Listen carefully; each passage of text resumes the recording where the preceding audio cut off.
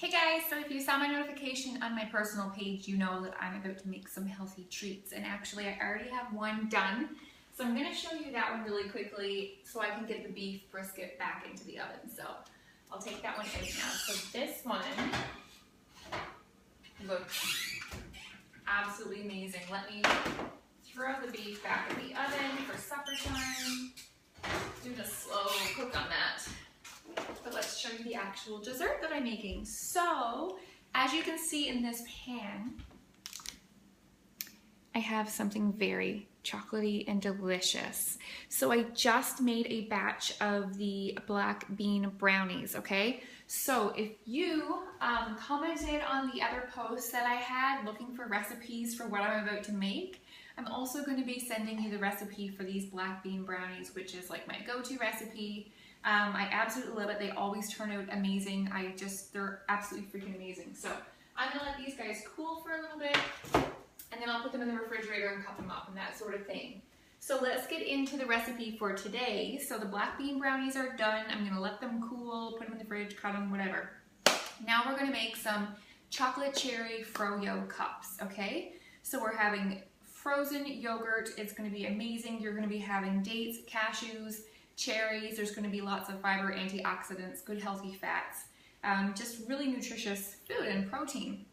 So the first thing you're going to want to do, it's a really quick recipe, and the black bean brownies took me about, I want to say like 7 minutes to whip up in the food processor, and I have a 10-cup food processor in case you're wondering of the size. Took me about 7 minutes to whip up the black bean brownies. You literally rinse the can of the beans, you mix in the ingredients in this, you pulse it, throw in your chocolate chips and pour it in the pan, and it bakes for 15 minutes. So again, you don't need to write any of this down. I can send you the recipes. All you need to do is drop your email down in the comment section if you want any of these recipes, plus a few bonus things, okay? So yeah, first we're gonna start off with the crust of these Froyo cups, okay? So it's gonna have a little bit of like a cookie crust. Then it's going to have the frozen yogurt, and we're going to have something special added that I just kind of decided to do. So the first thing we're going to do is put in the cashews and the dates. Again, the dates are very good. They're actually really good for weight loss and digestion as well. So there's about 15 dates, pitted dates, okay? You don't want to have the pits in them. Throw those in. That equals out to be 3/4 of a cup. But again, it's about 15, I counted out, is what it equals it to be. So you throw the dates in there, and the next thing you're gonna do is use raw cashews, okay? Just raw cashews, no salt, anything like that. And you're gonna dump those in 3/4 of a cup as well of the cashews, okay? And cashews are not really high in fiber. Like there's some, nuts that are a lot better for you for sure when it comes to fiber. But again, they have really good antioxidants and lots of vitamin and minerals in these guys. So it's a really, really good base. And cashews, when it's blended, it turns into like almost like a cream, like, well, I guess almond does as well as peanut, but it just turns into like a liquidy, heavenous, tasty, delicious base. So we're gonna take this with a little bit of sea salt. We're gonna put in 1/4 of a teaspoon, but I always just approximate a little bit of salt. And then I'm gonna blend this over here in the food processor, right? And again, this is a super, super quick recipe. So if you're looking for something that's like healthy, quick, the only thing that takes a bit of a time when it comes to, I need to clean my blender because I just literally finished making brownies. But if you're looking for something that's a really, really quick recipe, the only things it takes about 4 to 6 hours to actually freeze in the freezer, all right? So other than that, this is like minutes. Okay, putting the blade in might help, so throw that in, put this one in, and if you're just coming out and watch, you don't need to write everything down. I will send you the recipe.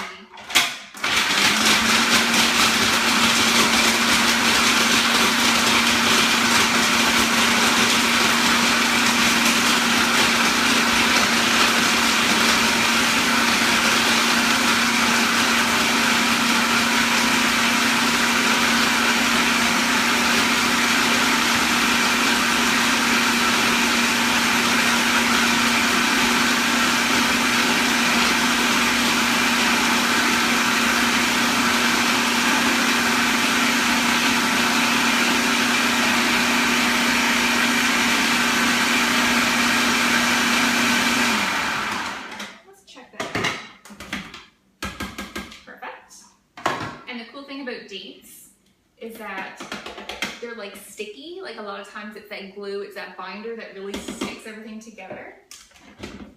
So this is what this looks like. I'll show you the consistency of things so you kind of get an idea. All right, so that's what that looks like. The dates are going to be kind of like the glue. So when I pack this into the cups, it's going to be really good. So I have a muffin tin with 12 cups in here right now, okay? And let me move this stuff out of the way. Obviously it seems like it takes longer because I'm like explaining all the steps, but if you guys weren't here, I'd be done by now. So I have all the 12 cups here and I have them just sprayed with a little bit of the olive oil spray. You can use a baking spray, you can use whatever you prefer to grease them, and I'm not sure if they would even stick with the paper. I just did it as a precautionary. So the next thing I'm going to do now is spoon in the actual crumbs. So this is going to serve as like almost like a graham cracker kind of a crust to these desserts, all right? So I'm just going to add a little bit to each one. I can always go back and add a little bit more. So really nutritious, no bake. You're not baking. So if you're not much of a baker, which I'm not, if you ever see me making stuff, you know it's going to be easy because I can't bake very well. So I'm going to evenly distribute the dates and the cashews and the salt all around. It smells amazing already. We haven't even really got started. And it would really help if I had like a handy person here to help me do this process, but that's okay. Alright, so that looks pretty good, pretty even. I might put a little bit more in this guy. And I'm going to rinse this out, and then I'm going to show you how to make that crust better. Let me just rinse this, because I will need this again in 2 seconds.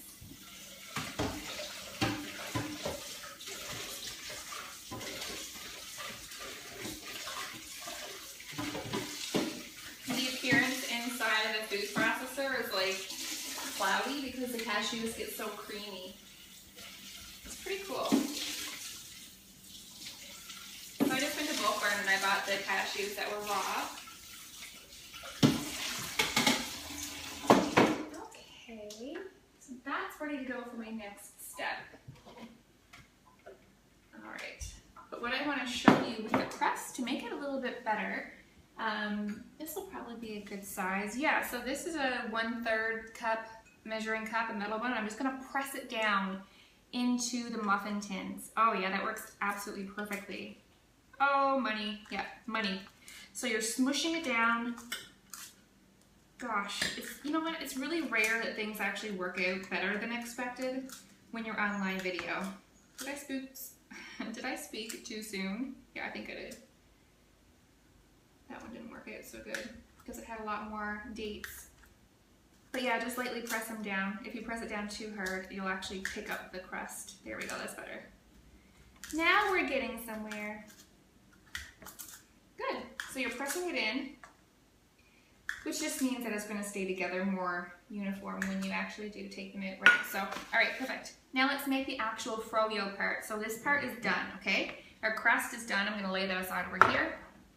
Again, you're going to take your food processor. This one is a 10 cup, again, if you're just joining in. And we're going to make the actual froyo part. So I have 2 cups of plain Greek yogurt. I like buying this one because often we'll use this for spreads or dips or whatever. It's just convenient in the squeezy tube thing. Unless the other one's on sale, I'll buy it, obviously. But so I need 2 cups of this.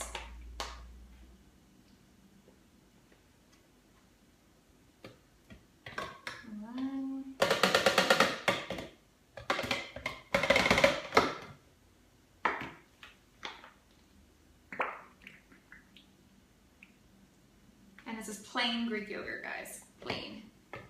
Could you use flavored? You totally could if you wanted to. Just be really careful because so many of the flavored yogurts, you wouldn't believe how much added ingredients and artificial flavorings and things like that are in it. It's really unnecessary, especially what we're about to add to it is going to be delicious, so you don't really need to have it flavored. So that's our 2 cups of yogurt. next thing we will put in is the honey. So we need to have 1/4 cup of raw honey, which I have here already measured out. Makes things so much easier on camera. Might as well just use the same spatula here. So 1/4 cup of honey, obviously to give it that sweetness, because the cherries that we're going to be using are unsweetened. So we need to have a little bit of sweetness somewhere, otherwise we're not gonna like soothe that sweet tooth. Next thing is some vanilla extract, 1 teaspoon. I always approximate, always approximate with vanilla. I don't know about you guys, but always. And then we need to add some cocoa powder, so that's where you're getting that chocolate flavor, okay? So we need to have 2 tablespoons of the chocolate cocoa powder, rather. And again, don't worry about writing it down. Just put your email in the comments and I'll send you the recipe and a few other great ones too. So tablespoon, right? Yep. 1, 2. And then I think it's just the cherries, I'm pretty sure. All right, yeah. So don't put the cherries in right yet, just use this mixture and we're gonna blend this for a little bit together first. So I'll come back here over to the food processor. There's a little bit of cashew stuff. Oh, of course, I keep forgetting the blade. Put the blade back in. Maybe I can wiggle it down. Yes, perfect. Yeah, the cashew won't hurt. It's going on top of it anyways.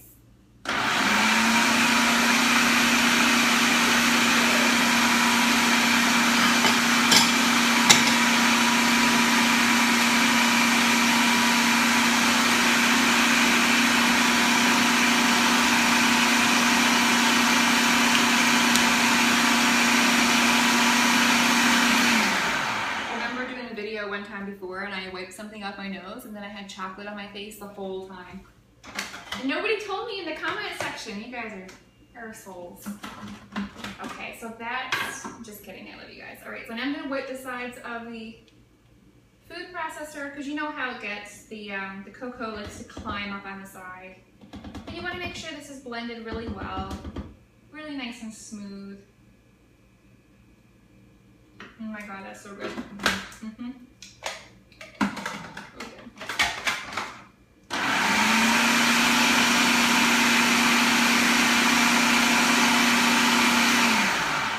And now what I'm going to do, I have 1 cup of cherries. So I have unsweetened, no pits, frozen cherries. If you have fresh ones and you can pit them and put them in, that would be amazing. But I have frozen ones that I took out and thawed for about an hour or so beforehand, okay? So I'm going to go ahead and add these cherries in.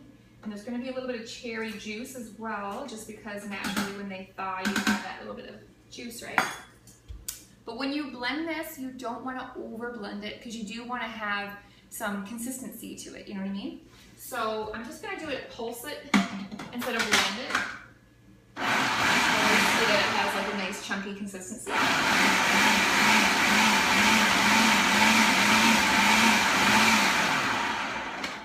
And that'll do. And now you guessed it, we're going to add it to the actual crust that we just made with cashew and dates. So the same thing, I'm going to take it out. I'm just going to use this measuring cup to take it out and pour it in. It'll be a lot easier.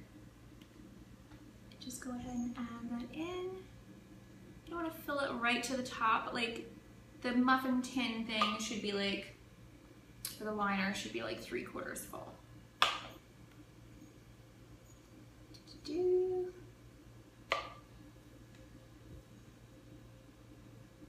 Oh my god, it smells so freaking good. And cherry and chocolate are like one of my favorite combos. I almost feel like I like cherry more than I like strawberry. But get creative with this recipe, guys. You could easily do a beautiful blueberry one. Oh my god, that would be really good. And just think of the beautiful color that you would have with blueberries in this. It would be that beautiful violet, blue, purpley color that would be gorgeous. So I'm just gonna go ahead and continue adding this in. Any extra, I'll go back over the rest of them.